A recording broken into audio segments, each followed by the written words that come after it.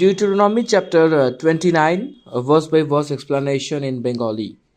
দ্বিতীয় বিবরণ তার 29 অধ্যায়ের বাংলাতে বিস্তারিত আমরা দেখব। এক এক করে আমরা পদগুলিকে ধ্যান করব। অনুগ্রহ করে আপনারা আপনাদের পবিত্র বাইবেল গ্রন্থ নিয়ে প্রস্তুত হন। আসুন আমরা শুরু করি ওই দ্বিতীয় বিবরণের 29 অধ্যায়, এবং যেখানে যেখানে আমি বলবো আপনাদেরকে প্রয়োজনীয় জায়গাতে আপনারা দাগাবেন যাতে আপনাদের সুবিধে হয়। আসুন আমরা শুরু করি। এই অধ্যায়টিতে 29টি পদ লেখা হয়েছে। এই 29টি পদের মধ্যে যে বিবরণ দেওয়া হয়েছে, প্রথম থেকে ফিলিস্তিনের একটা ওয়াচা, সেটাকে আবার রিনিউ করছেন সদাপ্রভু। সেই দ্বিতীয় প্রজন্মের সেখানে যেটা বলছে, মিশর দেশ থেকে ছুটকারা যেটা পেয়েছে ইসরায়েলের প্রথম প্রজন্ম সিনাই পর্বতের কাছে আসতেই মোশে 40 দিন সিনাই পর্বতের ওপরে সেখান থেকে ব্যবস্থাকে নিয়ে এসে সেখানে তাদের মধ্যে একটা ওয়াচা নিয়ে এসেছিলেন। সেটা প্রথম প্রজন্মের লোকেরা পরমেশ্বর যা দিয়েছেন সেই বৃত্ততা, সেই প্রথম প্রজন্মের অনাজ্ঞাকারিতা হওয়ার জন্য জঙ্গলে সেই পড়ে যাওয়ার কারণে সেই ওয়াচাতে থাকা যে বিষয়টা ছিল, সেই দ্বিতীয় প্রজন্মের সবাই সেই শেষ দিন তার মৃত্যু হওয়ার সময় আগে সেখানে ভাগ নিচ্ছিল। এই জন্যে মোয়াবের ময়দানেতে ইসরায়েলির সেই দ্বিতীয় প্রজন্মের লোকেরা সেখানে কানানে সেখানে টেকার সন্দর্ভ মোশে এই কথাকে বলতে বলতে এসেছিল।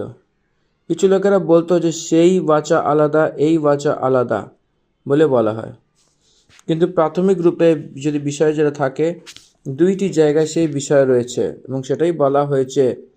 সেই ওয়াচা কি সেটা জিজ্ঞাসা করলে পরমেশ্বরের কাছে এবং পরমেশ্বরের প্রজার কাছে সেটা একটা সমঝোতাতে আসা। সদাপ্রভু তার সততাকে সেই প্রজার উপরে দেখানো, লোকেরা সেই প্রজা তাদের প্রেম এবং আজ্ঞাকারিতা পরমেশ্বরের দিকে দেখানো, এটাই এই ওয়াচাতে একটা প্রমুখ বিষয় রয়েছে। দ্বিতীয় থেকে নিয়ে 8 পদ অবধি যে পদের ভাগ রয়েছে, সেখানে ফিলিস্তিনের ইতিহাসে একটা বিবরণ দেওয়া হয়েছে। ইসরায়েলিরা সদাপ্রভুর সেই প্রমুখ ধ্যানকে তারা চিনতে পারেনি, তো পরমেশ্বর তার পক্ষে যেটা করতে হবে সেটা করেছে। এটা 8 পদ এখানে বলা হয়, এখানে 8 পদ তাই বলছে। তারপরে এই ওয়াদার সব বচনগুলিকে যেরমভাবে নিবন্ধন, অর্থাৎ সেই ওয়াচার সব বন্ধন ইসরায়েলিরা নিশ্চয়ই সেটা পালন করতে হবে বলে নতুন দেশে যখন তারা গেছিল, তারপরে এটাকে ম্যান্ডেটরি রূপে স্বীকার করতে হবে বলে সেই উপদেশ করা হয়েছিল। 9 পদ থেকে সদাপ্রভুর সেই প্রত্যেকটি প্রতিজ্ঞাকে নিশ্চয়ই সেটাকে পালন করতে হবে বলে বলা হয়েছিল। 10 থেকে নিয়ে 15 পদের মাঝে এই বাঁচাতে সদাপ্রভু এবং তার সঙ্গে অধিকারী এবং সেই পূরণীয় এবং সেই সেনার অধিপতি লোকেরা, সব পুরুষ লোকেরা, ইসরায়েলের সব জনেরা, ছোট বাচ্চা থেকে শুরু করে এবং স্ত্রীরা, সেরকমভাবে বিদেশি লোকেরা মানে পরজাতি লোকেরা, সেবক লোকেরা এবং যারা কাজ করে তারা, দাসী লোকেরা, আর যে আসতে চলা প্রজন্মের সেই আপকামিং জেনারেশনদের এই প্রতিজ্ঞার আন্ডারে আসবে বলে এখানে শেখানো হচ্ছে।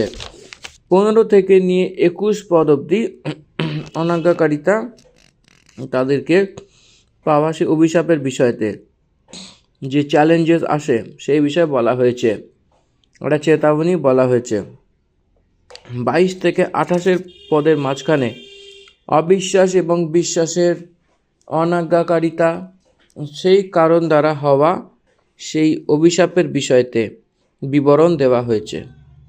29 পদে সদাপ্রভুকে কিছু রহস্য রয়েছে, তার সেই রহস্য তারই হবে বলে সেই যা বলেছে, শুধু সেটাই আমরা আমাদের সন্তানকে এবং সেই আশা প্রজন্মের প্রতি হবে বলে ইসরায়েলিদেরকে শেখানো হয়েছে। এটাই হলো এই অধ্যায়ের প্রমুখতা। আউটলাইন্সের রূপে আমরা জানতে পারি। তো আসুন আমরা প্রথম পদ থেকে যদি দেখি 29 অধ্যায় প্রথম পদ, 30 অধ্যায় 20 পদ অবধি সেই মুশি ভক্ত মুশির থর অ্যাড্রেস, সেই প্রচারের রূপে এটাকে আমাদেরকে দেখতে হবে। সে মুশি লোকদের সঙ্গে কথা বলার মতো 3 অ্যাড্রেসেস এখানে আমরা দেখতে পাই, সেখানে এটা তৃতীয়। তো আসুন আমরা প্রথম পদটিকে পড়ি। ইসরায়েলি সদাপ্রভু হোরেবের ইসরায়েল সন্তানগণের সহিত যে নিয়ম স্থির করিয়াছিলেন, তদ্ভিন্ন মোয়াব দেশে তাহাদের সহিত যে নিয়ম স্থির করিতে মোশিকে আজ্ঞা করিলেন, এই সকল সেই নিয়মের বাক্য। এখানে সেটা একটা বিস্তারিত রূপে বলা হয়েছে। দেখুন এখানে যে ওয়াচা আলাদা বলে বলা হয়েছে, যে হোরেব পাহাড়ে যে বেঁধেছিল সেখান থেকে যে বলা শব্দতেই আলাদা বলে দেখা যাচ্ছে এখানে, কিন্তু সেখানে যা রয়েছে সেই বিষয়ে এখানেও বলা হয়েছে বলে আমরা এখানে ধ্যান দেওয়া উচিত। এটা ফিলিস্তিনের ওয়াচার রূপে দেখা যাচ্ছে। এই ওয়াচা নতুন প্রজন্মের লোকেদের সদাপ্রভু কোন রীতিতে থাকতে চলেছে এবং কি করতে চাইছেন, তারা তাদের দিকে কিরম থাকবে এবং কি করবে, এটা অনেক স্পষ্ট রূপের কন্ডিশনাল কভানেন্ট এখানে নিযুক্ত করেছে। দেখুন কন্ডিশনাল কভানেন্টের কথাটা অর্থ হলো সেই শরৎ সম্বন্ধিত একটা নিয়মবিধি, মানে সদাপ্রভুর দিকে প্রেম আর আজ্ঞাকারিতা দেখালে সদাপ্রভুর আপনার দিকে সহানুভূতি এবং দয়া দেখাবেন। এই জন্য সদাপ্রভুর পক্ষে পরমেশ্বরে কার্য করবেন এবং আপনার পক্ষে আপনাকে কাজ করতে হবে সেই এগ্রিমেন্টের রূপে। সেটাই তাদের মাঝে একটা কথার সেই সমঝোতার রূপে দেখা যাচ্ছে। তো আসুন দ্বিতীয় পদ থেকে ফিলিস্তিনের ইতিহাসে এই বিবরণ। মুশি সমস্ত ইসরায়েলকে ডাকিলেন এবং তাহাদিগকে কহিলেন, সদাপ্রভু মিশর দেশে ফেরনের তাহার সমস্ত দাসের ও সমস্ত দেশের প্রতি যে সকল কর্ম তোমাদের দৃষ্টিগোচরে করিয়াছিলেন তাহা তোমরা দেখিয়াছ। এটাকে আন্ডারলাইন করবেন। পরীক্ষাসিদ্ধ সেই সকল মহৎ প্রমাণ। সেখানে যদি পদটিকে আপনারা ধ্যান করে দেখেন যে মুশি যে ব্যক্তিকে এখানে অ্যাড্রেস করছে, এই কথা যখন বলছে সেই লোকদেরকে, ব্যক্তি না বহু বচন, সেই লোকদেরকে তারা বাস্তবিক রূপে তাদেরকে কিন্তু দেখা যাচ্ছিল না, তারা বাস্তবিক রূপে দেখেনি। কারণ তাদের মধ্যে আমাদের যেটা গণনা করা হয়েছে সেই জনগণনাতে 20 বছর বয়সের ওপরে যারা ছিল শুধু তাদেরকেই গণনা করা হয়েছিল, যে যারা প্রথম প্রজন্মে ছিল প্রথম জনগণনাতে। এখানে এই প্রজালোকেরা এই 40 বছরে যারা জন্মেছিল, এখানে যাত্রার কালে যারা জন্ম নিয়েছিল তাদের সঙ্গে কথা বলছিল। আচ্ছা, আমি এইখানে একটা জিনিস আমি আপনাদেরকে বলতে চাই, যে এই যে বাক্যটা যে আমি পড়লাম, এই দ্বিতীয়, তৃতীয়, চতুর্থ এবং পঞ্চম এই 4টে বাক্য আপনারা কিন্তু খুব সুন্দরভাবে আন্ডারলাইন করে হাইলাইট করে রাখুন। এটা আপনাদের খুবই খুবই প্রয়োজন। কারণ এই যে একটা টপিক রয়েছে আপনাদের বাইবেলে, দেখবেন যারা সাধু ভাষা ফলো করছেন তারা দেখবেন মুশির চতুর্থ বৃত্তটা ইসরায়েলীয়দের ঈশ্বরীয় নিয়ম গ্রহণ, এই যে টপিকটা এর দ্বিতীয়, এখানে যে পদের নাম্বার রয়েছে দ্বিতীয়, তৃতীয়, চতুর্থ, পঞ্চম, এই 4খানা পদ কিন্তু ইন্ট্রোডাকশানটা মানে শুরুটা খুবই গুরুত্বপূর্ণ। অর্থাৎ এটা কিন্তু আপনাদেরকে ভালোভাবে দাগিয়ে রাখতে হবে। এখান থেকে শুরু, ইতিহাস, ফিলিস্তিনের ইতিহাসটা এখান থেকে কিন্তু শুরু হচ্ছে। কিন্তু তারা অনেক অনেক বড় বড় পরীক্ষা এবং চিহ্ন এবং বড় বড় চমৎকার তোমার চোখের সামনে হয়েছে বলে বলছে। যে চোখের সামনে হয়েছে বলে কেন বলছে, এর অর্থ তাদের চোখের সামনে হওয়ার মতো বলা হয়েছে এই কথাকে বলে আমাদের বোঝা উচিত। এটা অনেক প্রমুখ রূপে ডিফারেন্স রয়েছে দ্বিতীয় প্রজন্মের লোকেদেরকে বলার সময়। আপনারা সব কিছু সেই নিজের চোখ দ্বারা স্বয়ং সেই চোখের সামনে হয়েছিল বলে নিশ্চয়ই বলতে পারেন। অর্থাৎ তাদেরকে সেই কথা শেখানো হয়েছিল, বলা হয়েছিল বলে আমি চিন্তা ভাবনা করি।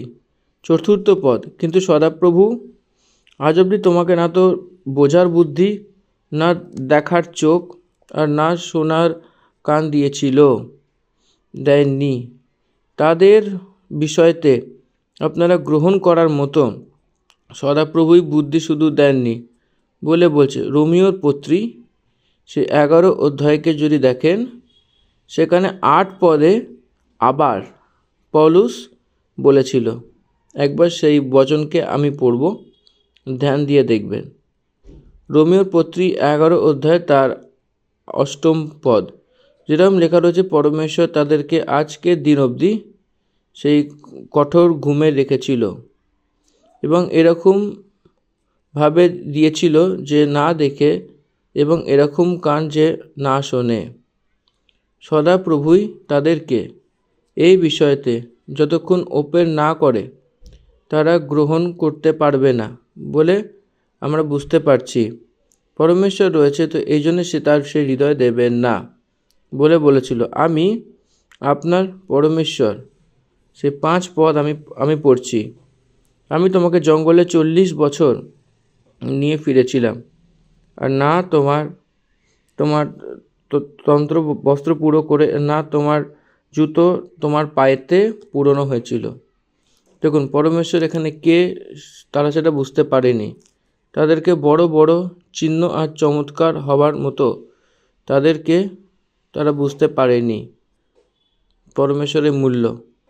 কিন্তু সদাপ্রভু কে, সে কীরকম, এই 40 বছরে তাদের পরিপূর্ণ মন কীরকম রয়েছে, সেটা তার উপর কোন রীতিতে ব্যবহার করে এসেছে, সেই সবাইকে যখন চিন্তাভাবনা করেছিল, তখন তারা আরও স্পষ্টরূপে সদাপ্রভুর বিষয়তে শেখার জন্য 40 বছর তাদেরকে জঙ্গলেতে ফিরিয়েছিল। যখন 40 বছরে তারা ফিরত, এবং সেই সময় কি হয়েছিল, তোমার তন্ত্র বস্ত্র পুরো হয়নি। কত মহান অনুগ্রহ এখানে দেখিয়েছেন, অর্থাৎ সে অনুগ্রহকারী বলে আমরা বুঝতে পারি। অর্থাৎ জুতো তার পায়েতে পুরনো হয়নি। আরেকটি জায়গাতে এখানে তার পা ফুলে যায়নি বলে লেখা হয়। সো কনসার্নড অ্যাবাউট দেম, অনেকভাবে অনুগ্রহ তরস্কে পরমেশ্বর তার দিকে রয়েছে।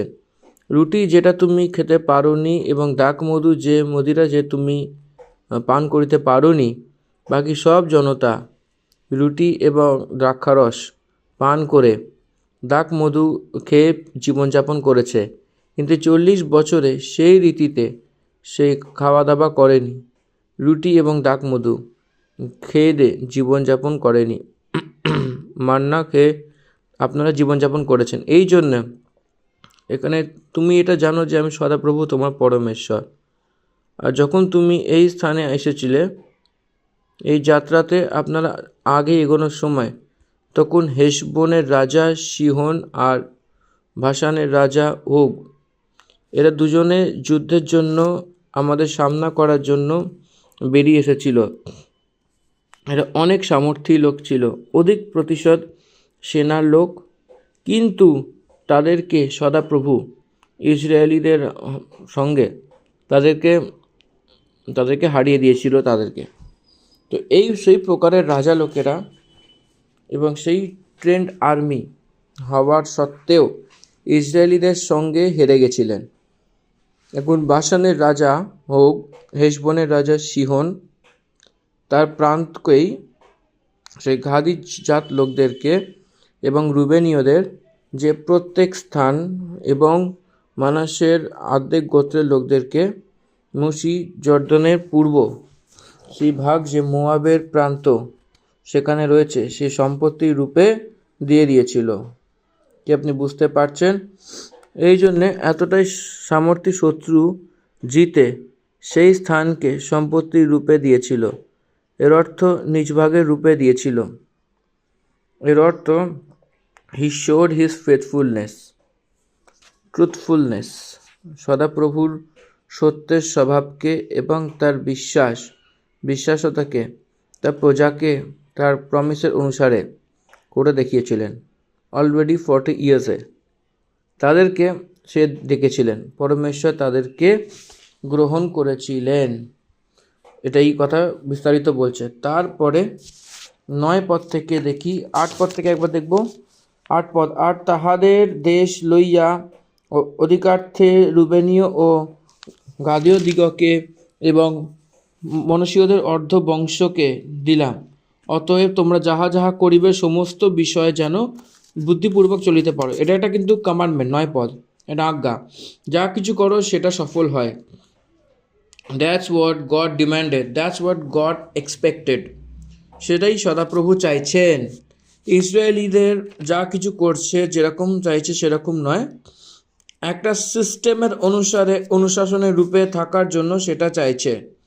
তারা যা কিছু করবে সেই সব কিছু সফল হতে হলে সেই নিয়মবিধিকে অনুকরণ করতে হবে। যখন লোকেরা সেই ওয়াচার কথাকে অনুকরণ করবে, তার জীবন অন্য লোকদের থেকেও প্রত্যেক রূপে দেখা দেবে বলে সদাপ্রভু তাদেরকে বলছে। 10 পদ থেকে নিয়ে 15 পদ অবধি ধ্যান দেবেন।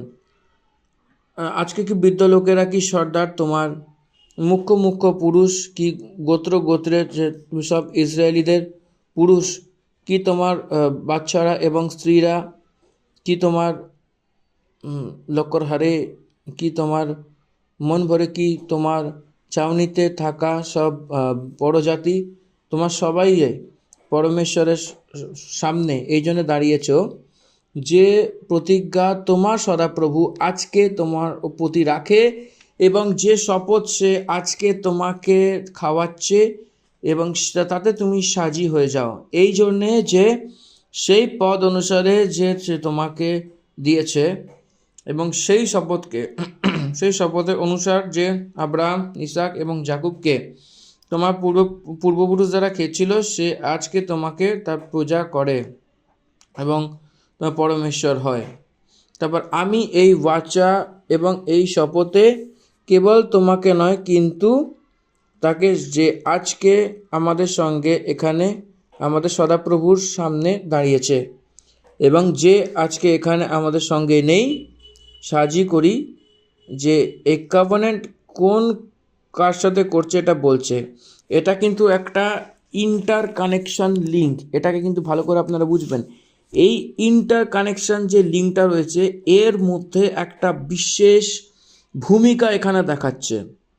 ঠিক আছে, এখানে যে বলছে তোমরা সকলে অদ্য তোমাদের ঈশ্বর সদাপ্রভুর সম্মুখে দাঁড়িয়ে আছো, তোমাদের অধ্যক্ষগণ, তোমাদের বংশ সকল, তোমাদের প্রাচীনগণ, তোমাদের শাসকগণ, এমনকি ইসরায়েলের সমস্ত পুরুষ, তোমাদের বালক বালিকারা, হ্যাঁ তোমাদের বালক বালিকারা, তোমাদের স্ত্রীরা এবং তোমার শিবিরের মধ্যবর্তী, তোমার কাষ্ঠচ্ছেদক অবধি জলবাহক পর্যন্ত বিদেশি, তারপরে ভালো করে দেখুন, এটা মন দিয়ে শুনবেন, সকলেই আছো। মানে এইখানে কিন্তু একটা মূল ভূমিকা এখানে দেখাচ্ছে এবং এই অনুসারেই কিন্তু বাকিটা বিষয়বস্তুটা নির্ভর করছে। আশা করি এইটা আপনারা ঠিকমতো বুঝতে পারছেন। এখানে প্রথমেই বলে রেখেছে, প্রথমে যখন আমি বিবরণ দিচ্ছিলাম তখন আমি বলেছিলাম যে কার কার সঙ্গে এই প্রতিজ্ঞা করছে, বৃদ্ধ লোকেদের সঙ্গে, সর্দারদের থেকে, মুখ্য পুরুষদের থেকে, গোত্রের সব ইসরায়েলি পুরুষের থেকে, সেই বাচ্চাদের থেকে এবং সব কষ্টচ্ছেদকের থেকে, সেই বড় জাতিগণের থেকে, এবং যে দাঁড়িয়েছে তাদের থেকে, এবং যারা নেই তারাও আগের দিনেতে জন্মিতে চলেছে আপকামিং জেনারেশন, তাদের সঙ্গেও আমি একটা ওয়াচা করছি। সেই ওয়াচা এটাই যে আব্রাহাম, ইসাক এবং যাকুব, তোমার পূর্বপুরুষ দ্বারা যেটা করেছিল, যে শপথ করেছিল, আজকে এই লোকদের সঙ্গে যে একটা প্রমিস রয়েছে এই বিষয়টা এই অনুসার টু ফোল্ড, একটা পূর্বপুরুষের সঙ্গে যা করেছিল সেই ওয়াচার অনুসার তো আজকে যে প্রজার যে দাঁড়িয়েছে তাদের সঙ্গে যেটা করা বাচার অনুসার সদাপ্রভু তাদেরকে সেখানে পরমেশ্বরের রূপে রাখবে, সেটা আপনি স্বয়ংই সেই প্রজাকে স্বয়ং অ্যাকসেপ্ট করবেন, সেই প্রজার রূপে অ্যাকসেপ্ট করবেন। এই জন্যে তাদেরকে আপনি যা করেছেন, অর্থাৎ সদাপ্রভুকে আপনি যা করেছেন সেই বাচা তার উপর আপনাকে দাঁড়াতে হবে। আপনার সঙ্গে যা করে সেই প্রমাণে, অর্থাৎ সেই বাচাতে সে তার নিজের সেখানে দাঁড়িয়ে থাকবে। 15 পদ অবধি সেখানে একটা বিস্তারিত বলছে। তারপরে 16 পদ থেকে নিয়ে 21 পদ অবধি যদি দেখি, সেই পদের লেখার ভাগে তুমি জানো যে যখন আমার মিশর দেশে থাকি আর যখন মার্গে জাতিদের সেই মাঝে হয়ে আসছিল, সেই 40 দিন, সেই 40 বছর ইসরায়েলিদের যাত্রাতে অনেক প্রকারের শত্রুর সামনা করতে হয়েছিল। সেই শত্রুদের সামনা করার সময় সদাপ্রভু তাদেরকে কোন প্রকারের জিত, কোন প্রকারের জয় বিশ্বাস দ্বারা সেখানে বিশ্বাস করা লোকদেরকে দিয়েছিল, আমরা সেটা কিন্তু দেখতে পারি, অর্থাৎ ইসরায়েলিদেরকে। সেই প্রকারের সব বিজয়ের কারণ কে, সেই সব জিতের কারণ কে? সদাপ্রভুই তো রয়েছেন, সেটা আপনি নিশ্চয়ই জানেন।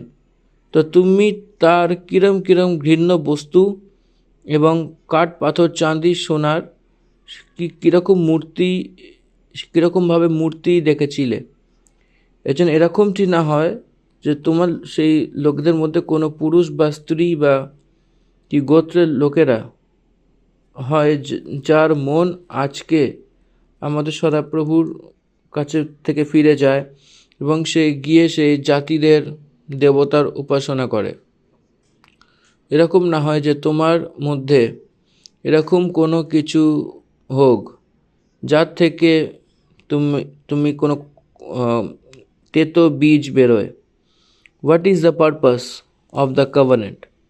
কভেনেন্ট কেন দিচ্ছে এখানে জিজ্ঞাসাবাদ করলে, সে অন্য লোকদের মতো মূর্তি পূজা না করার মতো আপনারা বলে যেটা বলছে এইখানে, সে পুরুষ হোক স্ত্রী হোক, আপনার পরিবারে ছোট বাচ্চা হোক, যা কিছু হোক, পরিবারে যা কিছু হোক, আপনার হৃদয় মূর্তির দিকে না যেন ফেরে। পরমেশ্বর যেটা বলেননি সেই আরাধনার দিকে না যাওয়ার মতনই, আপনার হৃদয় না সরার মতোই পরমেশ্বর এই কথা আপনাদেরকে করছে। মূর্তিদের দিকে যাবেন না, মূর্তিদের দিকে যাবেন না। Don't be tempted towards the idolatry. মূর্তিদের দিকে না যাওয়ার কথাই এখানে ঈশ্বর বলেছেন। এই বাচাতে আপনাদের আমি করছি সেই কাজ করা লোকেরা। 19 পদ।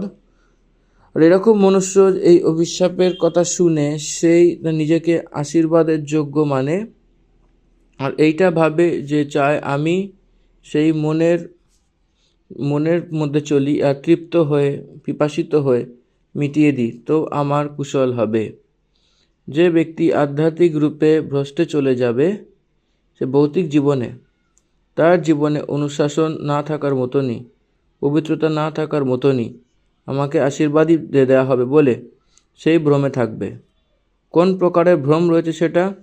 এরকম মনুষ্য এই অভিশাপের কথা শুনে তাকে নিজেকে আশীর্বাদের যোগ্য মানবে, আর এটা ভাবে যে চায় সে তার নিজের মনের সেখানে চলে, মনের কথা অনুযায়ী চলে আর তৃপ্ত হয়ে পিপাসিতকে মেনে নেয়, তখনও তার কুশল হবে। এর অর্থ স্পিরিচুয়াল ব্লাইন্ডনেস। আমি কেবল আশীর্বাদই পাবো বলে যে ভ্রম, কিন্তু পরমেশ্বর তাদেরকে ক্ষমা করবেন না। মূর্তি পূজা যারা করে পরমেশ্বর কোনোদিনই তাদেরকে ক্ষমা করবেন না বলে এখানে বলছে। কে মূর্তি পূজা করে? ইসরায়েলিদের যে রয়েছে সেই মূর্তির পূজার কথা এখানে সদাপ্রভু বলছেন। Even in the new testament, নতুন নিয়মে যীশু খ্রিস্টকে না জেনে তারা মূর্তি পূজা করেছিলেন। তাদেরকে অনুগ্রহ আর ক্ষমা রয়েছে। যদি তারা প্রভুর কাছে এসে ক্ষমা চায় তো প্রভু নিশ্চয়ই ক্ষমা করবেন, কিন্তু যীশু খ্রিস্টকে জানার পরে যদি তাদের স্থানেতে মূর্তিকে স্থান দেয় তো সেই প্রকারের ব্যক্তি সাজা রয়েছে, পরমেশ্বর তাদের ক্ষমা করবে না। সদাপ্রভুকে ছেড়ে মূর্তির দিকে মোড়া উচিতই না। পরমেশ্বরকে ছেড়ে কাউকে যা কিছুকে প্রেম করুক সেটা মূর্তি রূপে বদলে যায়। সাবধান, সদাপ্রভু তাদেরকে ক্ষমা করবে না। এবং সদাপ্রভুর কোপ আর জ্বলনের ধোঁয়া তাদেরকে সেই নিয়ে নেবে। এবং যত অভিশাপ এই পুস্তকে রয়েছে সে সব কিছু এসে পড়বে, আর সদাপ্রভু তার নাম জগতের মধ্যে থেকে মুছে ফেলবেন।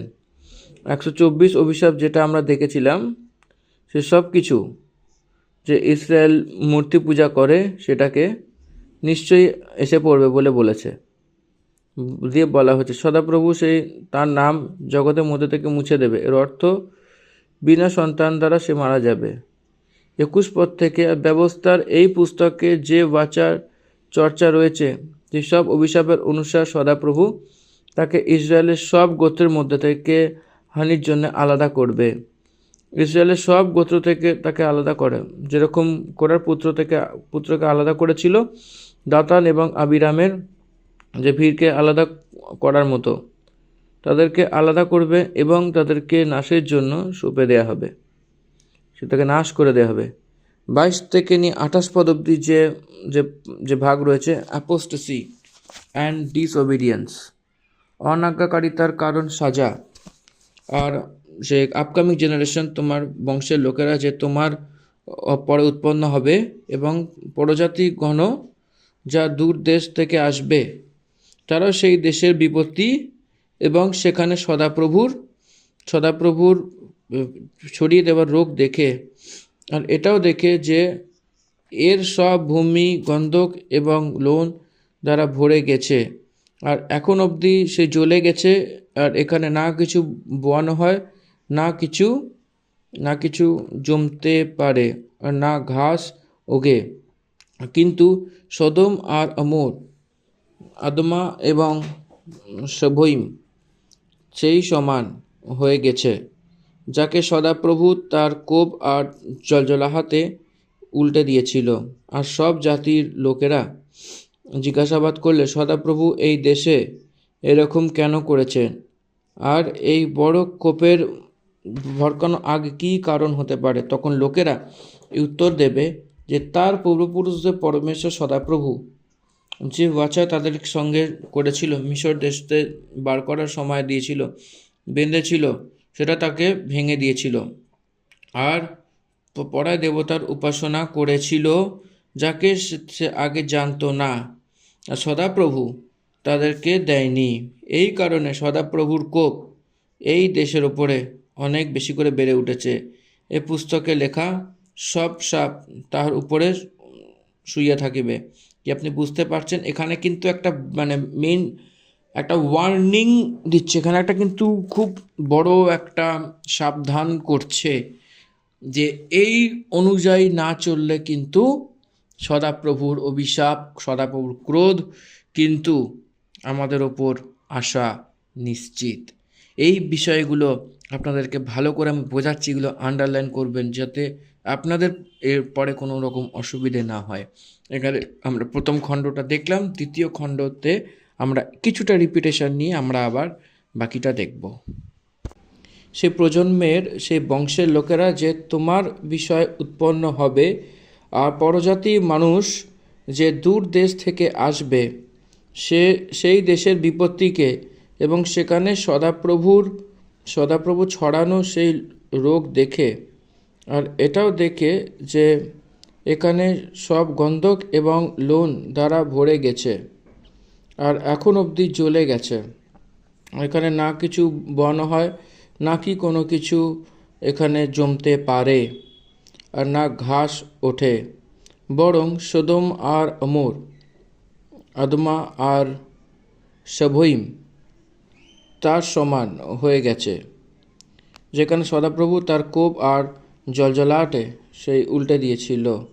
আর সব জাতির লোকেরা সেখানে জিজ্ঞাসাবাদ করলে সদাপ্রভু এই দেশকে এখানে কেন করেছিল, আর এখানে অনেক ক্ষোভ ভড়কানোর মানে কি, তখন লোকেরা এটাই উত্তর দিয়েছিল যে তার পূর্বপুরুষ দ্বারা সদাপ্রভু এখানে যে ওয়াচা তার সঙ্গে মিশর দেশের কাছ থেকে সেই বেঁধেছিল, তারা সেটা ভেঙেছিল আর সেই পরদেবতাদের উপাসনা করেছিল, যাকে সে প্রথমে জানতো না।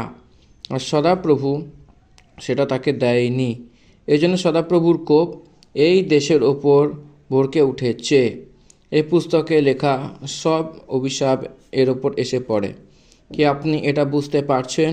ইসরায়েলিদের মধ্যে যে জন্মেছে সেই প্রজন্ম পিছনে ফেরত আসার পরে তারা এইটা বুঝতে পারছে, যেরকম সোদম আর অমরকে যে রীতিতে নাশ করেছিল সেরকম ইসরায়েলিদেরকেও নাশ করেছিল বলে যে কথা তারা শুনেছে, এই খবর তারা শুনবে। সোদম আর অমরের বিষয়তে বাইবেলে 18 বার 18 টাইমস লেখার মতো আমরা দেখতে পাই। সোদম আর অমরের যে জন ব্যভিচারের প্রজা ছিল, হোমোসেক্সুয়ালিটিস, লেসবিয়ানস অ্যান্ড গেইস, তাদের ব্যভিচারের পাপের কারণে সদাপ্রভু তাদের দুজনকে শহরকে সেখানে আগুনের গন্ধক দ্বারা পরমেশ্বর জ্বালিয়ে দিয়েছিলেন। লূত উৎপত্তিকে আদিপুস্তকে 19 অধ্যায়তে সেই প্রান্ততে নিবাস করেছিল।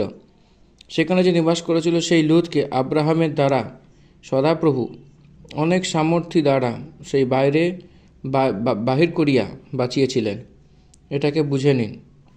সোদম আর অমর সেখানে সেই শরীর সম্বন্ধিত ছিল।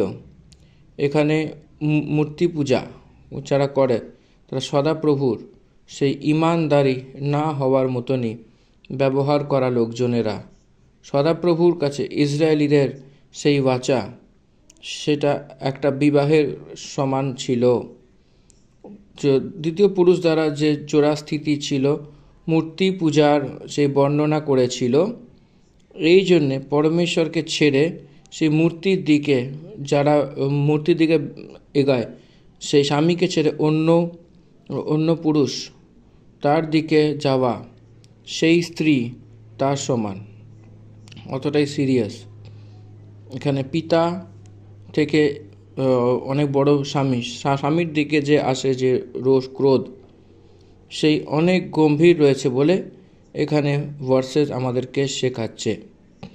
সেরকমভাবে সদাপ্রভু তার সব ক্রোধ মূর্তির ওপরে বর্ষাবে, অর্থাৎ মূর্তির দিকে যে মুড়েছে তাদের প্রতি বর্ষাবে, মূর্তির আরাধনা করার উপরে বর্ষাবে। এজন্যে তাদের স্থিতি সোদম আর অমরের মতো থাকবে বলে এখানে বিবরণ দেওয়া হয়েছে। 28 পদ, আর সদাপ্রভু আর কোপ জলজলাহাটকে অনেক বড় ক্রোধ করে তাদেরকে তাদের দেশের মধ্যে থেকে বার করে অন্য দেশে ফেলে দিয়েছিলেন, যেরকম আজকে প্রকট রয়েছে। দেখুন, বিদেশির দিকে, পরজাতির দিকে করে দেবে বলে বলছে। ইসরায়েলিদেরকে যখন তারা মূর্তি পূজা করা শুরু করেছিল, তো ইসরায়েলিরা যখন ব্যভিচার করেছিল, ইসরায়েলিরা যখন তার মাতা পিতাকে তারা না দেখে তাদের প্রতি যে নিন্দা করা, হিংসা করবে, তো তখন সেই ব্যবস্থার বিরুদ্ধে তারা জীবনযাপন করবে, তখন তাদেরকে পরজাতির দিকে করে দেওয়া হবে। এখানে একটা কথা আপনারা সর্বদা মনে রাখবেন, ইসরায়েলিরা যশোর নেতৃত্বতে কানান দেশে পৌঁছাতেই যখন এরা কানানে প্রবেশ করেছিল, তো সেই সময় অবধি এরা যে 7 জাতির লোকেরা ছিল, 7 গোত্রের লোকেরা ছিল, সদাপ্রভুকে ছেড়ে দেওয়ার মতোই মূর্তি পূজা করার সমান তারা ছিল। এরা সেইভাবে দেখা গেছিল, মূর্তির পূজা করার মতো হয়ে গেছিল। এই জন্য সদাপ্রভু তাদেরকে সেখান থেকে বার করিয়ে পরমেশ্বরের প্রতি বিশ্বাস করা ইসরায়েলিদেরকে সেই ভূভাগকে তার অ্যাকসেপ্ট করে দিয়েছিল। যশোর নেতৃত্বতে কানান দেশে প্রবেশ করতেই, অর্থাৎ যখন এরা প্রবেশ করেছিল সেই কানান দেশে, ততক্ষণ যে কানানে ছিল যে 7 জাতির লোকেরা, যে অন্য লোকেরা পরমেশ্বরকে ছেড়ে মূর্তির পূজা করা মতনই দেখা গেছিল। এই জন্য তাদেরকে পরমেশ্বর সেখান থেকে সরিয়ে পরমেশ্বর তার প্রতি বিশ্বাস করা ইসরায়েলিদেরকে সেই ভূভাগকে অ্যাকসেপ্ট করিয়ে তাদেরকে নিজ ভাগের রূপে দিয়েছিল। সেই লোকদেরকে মসি যখন সে জীবিত ছিল সেই সময় অনেক স্পষ্ট রূপে ওয়ার্নিং দিয়েছিল। সে ওয়ার্নিং এটাই যে আপনারাও সেই 7 জাতির মতনই যদি মূর্তির পূজা করেন তো আপনারাও সেই দেশ থেকে বার করে দেওয়া হবে বলে বলেছিল। পরমেশ্বর এককে এক ন্যায়, অন্যকে আরেক ন্যায় বলে আলাদা আলাদাভাবে কথা বলে না, সবাইকে একইভাবে বিচার করবে। সেই 7 জাতির লোকদেরকে কোন রীতিতে বাইরে বার করেছিল সেরকমভাবেই ইসরায়েলিদেরকেও যদি মূর্তি পূজা করে তো বাইরে তাড়িয়ে দেবো বলে পরমেশ্বর বলেছিল। সেরকমভাবেই যেটা বলেছিল সেটা করেও দেখিয়েছিল। খ্রিস্টপূর্ব 720-তে 10 গোত্রের ইসরায়েলিদেরকে সেই উত্তরের অসুরকে সেখানে 786-এ দক্ষিণ রাজ্য সেই ব্যাবিলনের গোলামিতে পাঠানো হয়েছিল, তারা চলে গিয়েছিল। আর এখানে বাইবেল আমাদেরকে শেখাচ্ছে এই সত্যটিকে। সদাপ্রভুর বচন 100 বছর হওয়া সত্ত্বেও, অনেক বছর হয়ে গেলে পুরা হওয়ার মতনই বাইবেল আমাদেরকে সাক্ষ্য দিচ্ছে, প্রমাণ রয়েছে। এবং শুধু একটা কথা আমি এখানে বিস্তারিত বলবো, একটা ছোট্ট জিনিস, যে এই পবিত্র গ্রন্থটি বাইবেলটি এখানে অনেক ঐতিহাসিক ঘটনাও কিন্তু লেখা রয়েছে। ঠিক আছে, তো এই ইতিহাসের বিষয়টা রয়েছে অনেক, কিন্তু বিদ্যালয়তে এর বিষয়ে একটু হলেও শিক্ষা দেওয়া হয়। বিশেষ করে যে খ্রিস্টান যে স্কুলগুলো রয়েছে সেখানেও কিন্তু এই ইতিহাসের গভীর শিক্ষাটা দেওয়া হয়। কিন্তু এছাড়া অন্যান্য বিদ্যালয়গুলিতেও কিন্তু এই ইতিহাসগুলো কিছুটাও কিন্তু বলা হয়, কারণ এই বাইবেল হচ্ছে একটা ঐতিহাসিক গ্রন্থ যেখানে অনেক বিস্তারিত রূপে আমরা এই জগতের ইতিহাসকে দেখতে পারি। আর বিশেষ করে ফিলিস্তিন, ইসরায়েল, এখানকার ইতিহাসগুলোই মেন উদ্দেশ্য কিন্তু এই বাইবেল গ্রন্থ আমাদেরকে শেখাচ্ছে, এটাই কিন্তু মূল কথা। তো আসুন শেষ পদ 29 পদটা আমরা দেখি। নিগুড় বিষয় সকল আমাদের ঈশ্বর সদাপ্রভুর অধিকার, কিন্তু প্রকাশিত বিষয় সকল আমাদেরও যুগে যুগে আমাদের সন্তানদের অধিকার, যেন এই ব্যবস্থার সমস্ত কথা আমরা পালন করিতে পারি। এটা ভালো করে আন্ডারলাইন করে নিন। গুপ্ত বিষয় আমাদের সদাপ্রভুর বশে রয়েছে বলেছে। কেন? সদাপ্রভুর গুপ্ত কথা কি? গীতসংগীতার পুস্তকে 25-এ 14 পদে এরকম আমরা দেখতে পাই যে সদাপ্রভুর ভেদকে তারাই জানতো যারা তাকে ভয় পেত, আর সে তার বাচা তাদের প্রতি প্রকট করবে। সদাপ্রভুর যে গুপ্ত কথা রয়েছে তার ভেদ, তাকে যে ভয় পেত তাকেই প্রকট করবে। সেই গুপ্ত কথাকে, সেই বিষয় এটাই যে তার বাচা তার উপর প্রকট করবে বলে বলেছে।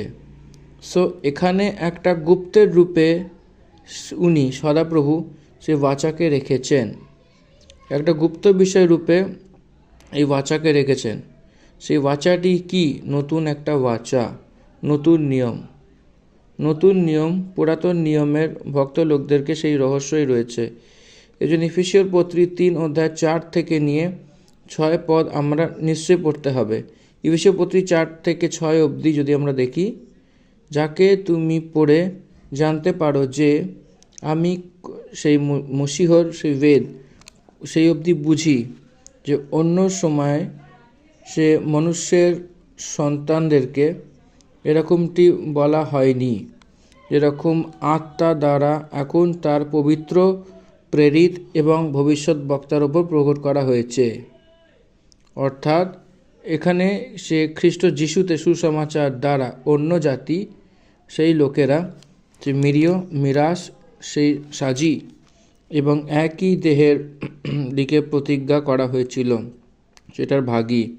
ইসরায়েলের জনতার রূপে যা পূরণীয় রয়েছে সেই বিদ্যমানের রূপে রয়েছে যে ভবিষ্যৎ বক্তা বলা হয়, তাদেরকেও সেই রহস্যের রূপে ছিল যীশু খ্রিস্টের কথা। 4 পদ যেটা বলা হয়নি সেইটাকেও সেই কথা এই ভবিষ্যৎ বক্তাকে প্রেরিতকে যে প্রকট করা হয়েছিল সেটা কি? সে খ্রিস্ট যিশুতে যে প্রত্যক্ষতা, সেটা কেবল আত্মার দ্বারাই সেই প্রেরিতকে এবং সেই ভবিষ্যৎ বক্তাকে প্রকট হয়েছিল। অর্থাৎ এখানে খ্রিস্ট যিশুতে সুসমাচারের দ্বারা অন্য জাতি সেই লোকেরা নিরাশে সাজি এবং একই দেহের এবং প্রতিজ্ঞার ভাগী অন্য জন যিহুদিদের সঙ্গে একতাতে রয়েছে। যিশু খ্রিস্ট মানে যিহুদিয়কে সেটা জানে না, কখনোই তারা জানতো না, আজকেও তারা জানে না, কখনোই তারা জানতো না। কারণ এটাই যে তাদের অবিশ্বাস। তারা কখন জানবে যিশু খ্রিস্ট সেই খ্রিস্ট বলে, যিশু খ্রিস্ট পরমেশ্বরের পুত্র বলে, যিশু খ্রিস্ট তাদের জন্য ক্রুশে তার মৃত্যু হয়েছিল, তারা কবে জানবে? 7 বছরের কষ্টের কালেতে প্রথম বছর শেষ হওয়ার পরে যিশু খ্রিস্টের সেই বিরুদ্ধ যা খ্রিস্ট মসীয় যে যখন সে মন্দিরে মূর্তিকে রাখবে, প্রতিষ্ঠা করবে, তখন তারা জানবে যিশু খ্রিস্টই সত্য খ্রিস্ট। তারপরে তারা পিছনে মুড়বে না, চাইতো প্রাণও অর্পণ না কেন না করে, পরমেশ্বরের রাজ্যতে আসার জন্য চায়। এই গুপ্ত কথা যেটা প্রকট হয়েছে সেটা তার সন্তান, যা গুপ্ত কথা সে কেবল সদাপ্রভুরই হবে। সেই সর্বজ্ঞানী, সর্বব্যাপী, তার অনুগ্রহের সামর্থ্য এবং জ্ঞানের সামর্থ্য মনুষ্য হওয়ার কারণে আমরা বুঝতে পারবো না। এই জন্য সদাপ্রভু আমাদেরকে গুপ্ত কথা বেশি বলেন না। পরমেশ্বর সূর্য দিয়েছেন এবং উজালাও দিয়েছেন, সেই উজালার পিছনে যে গুপ্ত কথা কি সেটা আমাদেরকে বলেনি। সৃষ্টিতে যে অনেক কথা আমরা আজকেও জানি না, প্রাণের রহস্য কি সেটা আজকেও কোনো মানুষও চিনতে পারেনি। অনেক রহস্যময় তার অবধি সেই রেখেছে। এখানে একটা সন্দর্ভে ইয়োব দ্বারা পরমেশ্বর যখন কথা বলেছেন, সে অনেক প্রশ্ন ইয়োবকে করেছিলেন। সেই প্রশ্ন অনেক ছিল, সেই ইয়োবকে সেই কালে সেটা সে বুঝতে পারেনি, সেটা বুঝতেই পারেনি। সে সব কিছু তার কাছে রহস্যই রয়েছে। এই জন্য সদাপ্রভু যাকে প্রকট করতে চায় সে বিষয়কে তাকেই সে প্রকট করবে, অন্যদেরকে রিভিল করবে না। এক ব্যক্তিকে দরকার নেই বলে যে বিষয়ে কখনোই তার সঙ্গে কথা বলবে না। এই জন্য রহস্য কথা তাকেই সেই জানে, যাকে প্রকট করতে হবে বলে তার সংকল্পতে রয়েছে, প্রকট হবার মতো সেই করবে। আজকেও মোহাম্মদের ভাই লোকেরা আজকেও তার গ্রন্থতে যীশু খ্রিস্টের বিষয়তে থাকার সত্ত্বেও যীশু খ্রিস্ট ঈশ্বর বলে কেন জানতে পারছে না? সে গুপ্ত কথা তারা প্রকট করেনি। সেটা ভটকনে যাওয়ার একটা বাধার রূপে, সেই পাথরের রূপে, বাধার রূপে রয়েছে। যেটা লেখা রয়েছে সেটা পূর্ণ হয়েছে, সেটা সে কেউ বিশ্বাস করে না। সে একটা বাধার রূপে রয়েছে, যে বিশ্বাস করে সে দ্বারের রূপে রয়েছে। প্রিয় ভাই বোনেরা, 29 অধ্যায় পুরো পলিস্তিন সে বিষয়তে বিবরণ দেওয়া হয়েছে। আর কিছু বিষয় 30 অধ্যায়তে আমরা ধ্যান করব। আর এখানেই আমরা এই দ্বিতীয় বিবরণের 29 অধ্যায়কে আমরা সমাপ্ত করেছি। এবং সমাপ্ত করে আমরা সেই পুরো ইতিহাসটাকে বললাম, এবং 30 অধ্যায়তে যখন যাব আরও বিস্তারিত ইতিহাস নিয়ে আসব। আশা করি আপনারা বুঝতে পেরেছেন। এখানেই দ্বিতীয় বিবরণের 29 অধ্যায় সমাপ্তি। ঈশ্বর আপনার সকলকে আশীর্বাদ করুক। ধন্যবাদ। Amen. The end of Deuteronomy chapter 29. Thank you. Amen. God bless you all.